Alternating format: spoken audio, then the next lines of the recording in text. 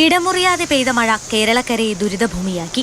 മഴയ്ക്കൊപ്പം എണ്ണമറ്റ നഷ്ടങ്ങളും പെയ്തിറങ്ങി. കൊച്ചി നഗരത്തിൽ പെയ്ത മഴയിൽ ചെമ്പുമുക്ക് അട്ടിപ്പേറ്റി നഗറിലേക്കുള്ള റോഡ് ഇടിഞ്ഞു വീണു. ഫസ്റ്റ് പോയിട്ട് തന്നെ ഏകദേശം 2 വർഷത്തോളം എടുത്തിട്ടാണ് ഈ road ശരിയാക്കിയത്.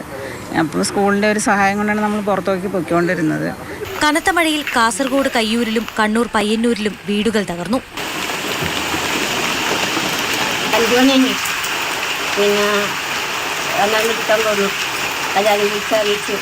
Palakkad Thanneerkode senior basic സ്കൂളിന് മുകളിലേക്ക് തേക്ക് കടപുഴകി വീണു.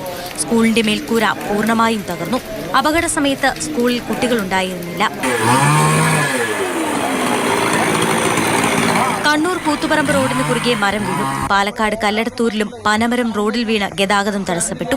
അതിരപ്പള്ളി പഞ്ചായത്ത് ഓഫീസിന് സമീപം വൻമരം കടപുഴകി വീണ ചാലക്കുടി മലക്കപ്പാറ റോഡിന്റെ ഒരു ഭാഗം തകർന്നു. മലപ്പുറം അങ്ങാടിപ്പുറം വളാഞ്ചേരിയിൽ ആൽമരം കടപുഴകി വീണു. ഇന്നലെ പെയ്ത മഴയിൽ മാവൂർ കണ്ണിപ്പറമ്പിൽ കിണറിടിഞ്ഞു താണു. ചാട്ടമ്പിൽ സുബ്രഹ്മണ്യന്റെ കിണറാണ് ഇടിഞ്ഞു താണത്.